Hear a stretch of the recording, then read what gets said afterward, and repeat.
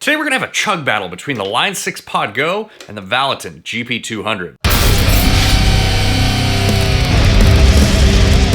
What's up everybody, welcome to the channel. If you're new here, my name is Taylor, and recently I did a video with the GP200, and if you look at this board, it is a full-size board with a pedal, really going after the same market that the 𝗦𝗘𝗖𝗜𝗔𝗟 is designed for. After I released that video, I received a lot of requests to shoot these two units out, and so what I'm going to do today is I'm going to play through each one, kind of give you my perspective on things I like or dislike as we're playing through it, and then at the end of the video, we will shoot them out in a mix, and I will give you my final thoughts. And if you like these chug battle style videos, make sure you subscribe so you don't miss any of them in the future. Make sure that you like this video so that YouTube will actually recommend the videos to you in the future. And with that being said, let's get these guys hooked up.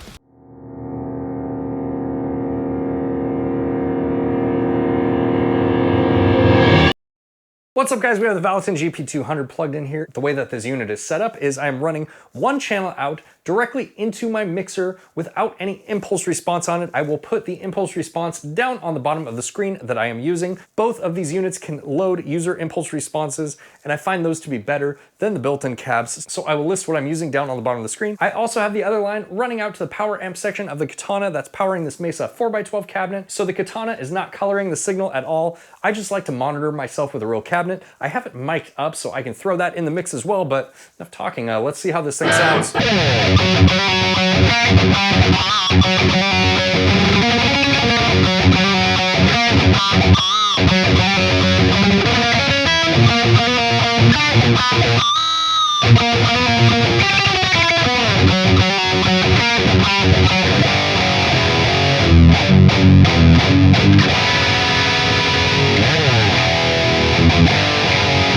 Okay, sounds pretty good. Let's go over the signal chain here. I have noise reduction right at the beginning of my signal chain. Now you can move these blocks around in any order that you want, but you are limited to these blocks in specific. So I can't run multiple distortion pedals or multiple reverbs or delays or something like that. You only have the set assigned blocks, so that might be a drawback for you as opposed to something like the 𝗦𝗘𝗖𝗜𝗔𝗟, where you do have a number of blocks that can be assigned to any different kind of effect that you want.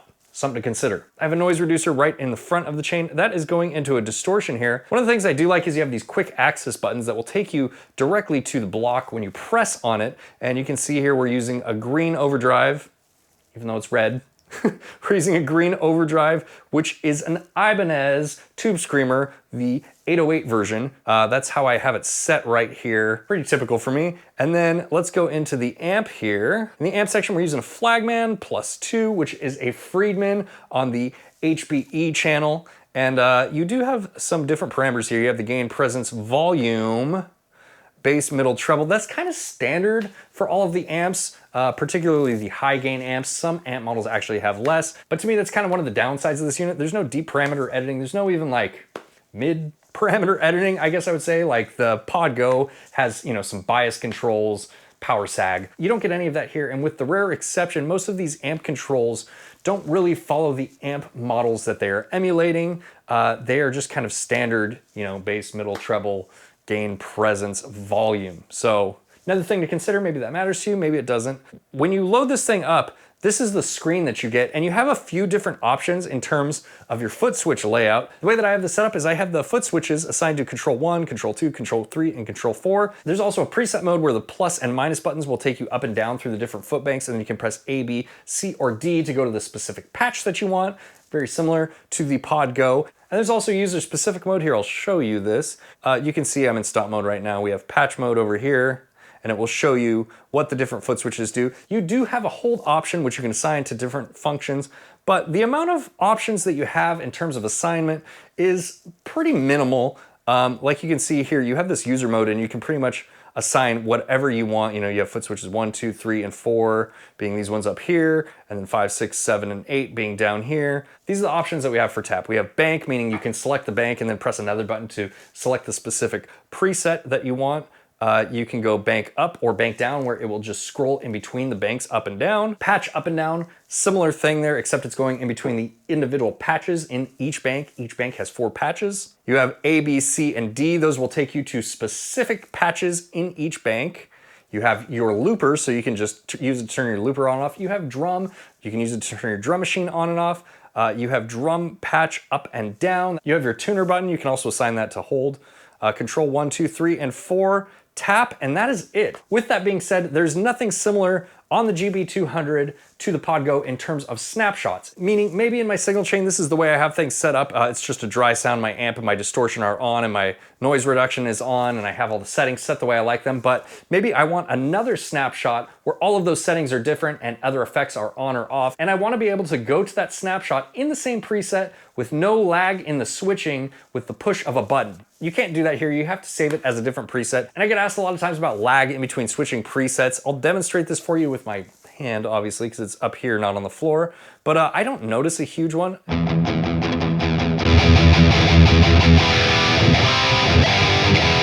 So not really noticeable. I don't think snapshots are super necessary here. I think you could save those different states as different presets and be totally fine with it, but maybe that bothers you, maybe it doesn't.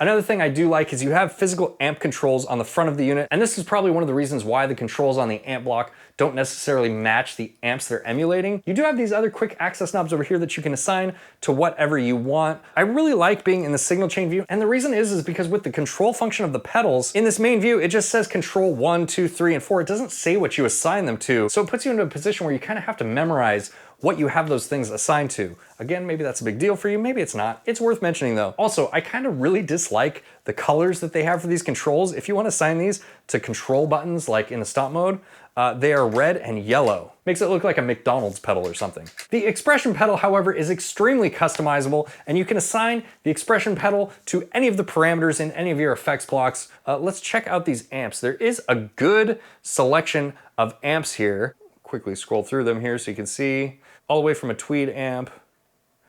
We have all sorts of high gain amps, all sorts of different stuff in here. But maybe we're in the mood for an 𝗦𝗐𝗰𝗶𝗹, you know?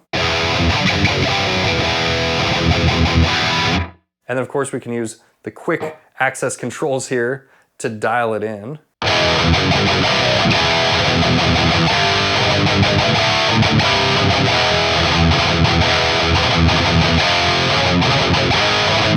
There's two 𝗦𝗐𝗰𝗶𝗹 patches on here. I think one is with a mid scoop. Let's try that other one.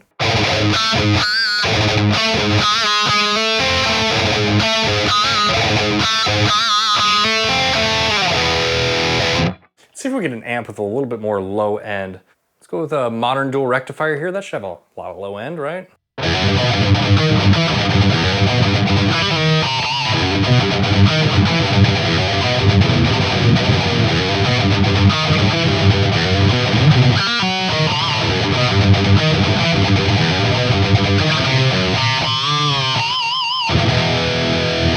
Now there's a decent amount of delays in here. I mean, it's not crazy. It's not an Axe effects or anything like that. But one of my favorites here is this lo-fi echo delay. And we can even turn trails on, so when we turn the effect off, the trails continue. I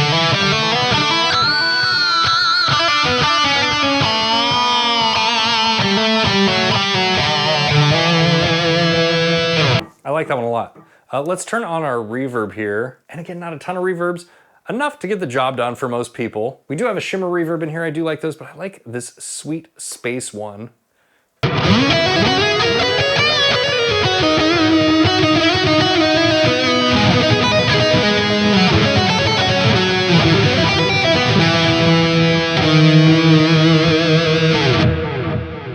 All right, now that we've run through the GP200, let's look up the PodGo, see how it compares, and then we will move over to the Shootout.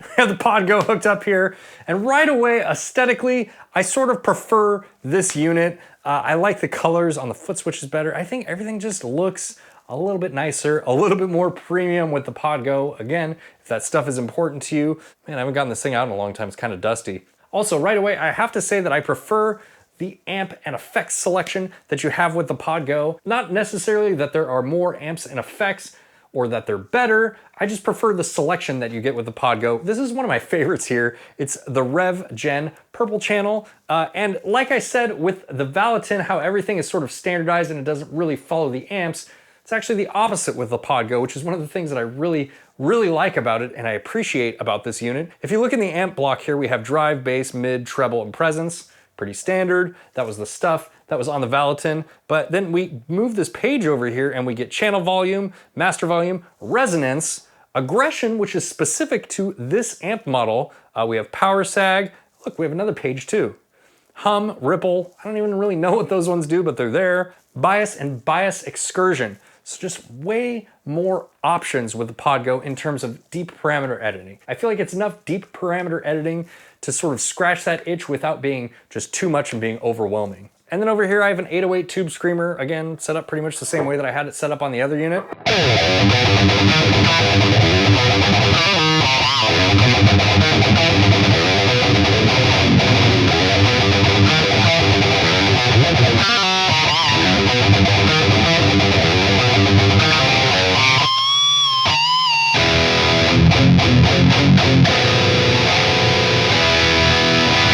Now sonically, just sitting here with them, I don't think one sounds necessarily better than the other one.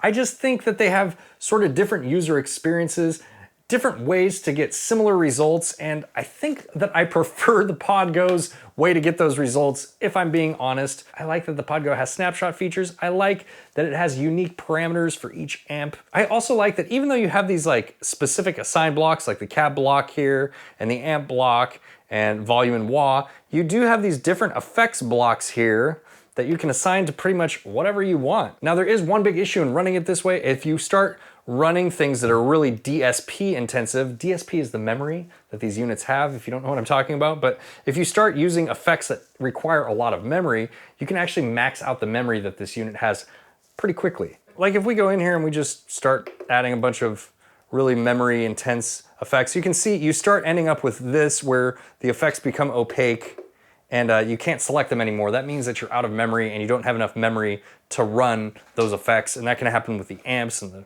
cabinets and stuff too, but you know what? I feel like that's not a really huge deal for most people. I feel like most people who want to run super complex signal chains are not looking at the 𝗦𝗘𝗧 anyways, so it's just something to consider here. And of course you have the classic Line 6 amplifier models in here as well. Here's the 𝗦𝗠𝗡. I like this amp a lot.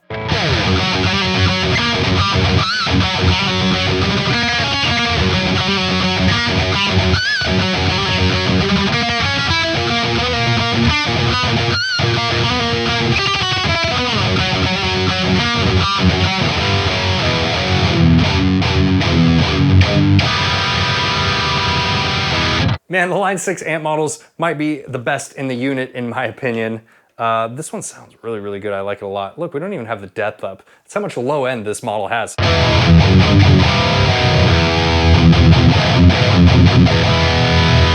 So if you were looking for tons and tons of low end rumble, go with the Line 6 𝗦𝗠𝗡. It's ridiculous. Let's throw some effects on this guy for comparison. Over in the delay, we have another low res delay. I really like these delays.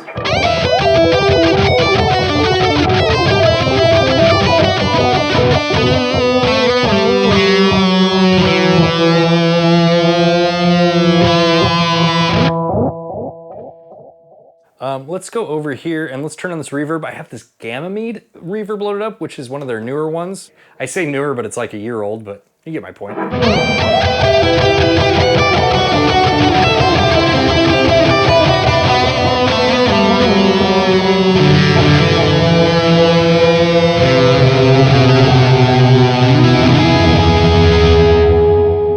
Yeah, just really killer sounding effects. I think that both units are totally capable. I think that the 𝗦𝗘𝗧 is a little bit more capable, a little bit more thought out, especially in terms of its flexibility for use when you're using it live. But don't take my word for it. Let's shoot them out in a mix and see how they sound against each other.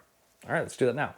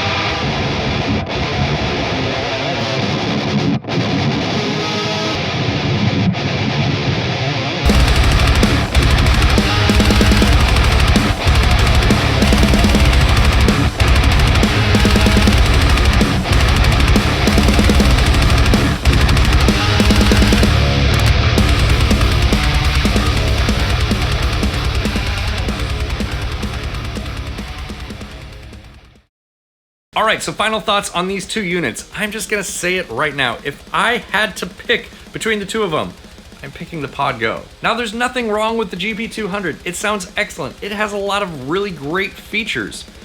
The Pod Go just has the icing on the cake. Granted, there's a $100 difference between them. This is actually the original Pod Go. It's not the Pod Go wireless. So the Valeton GP200 comes in at $350. The Pod Go comes in at $450. But I think with the extra features that the Pod Go has, the more parameters that you have to adjust on the Pod Go, the foot switches not being annoying colors, to me, those little details matter.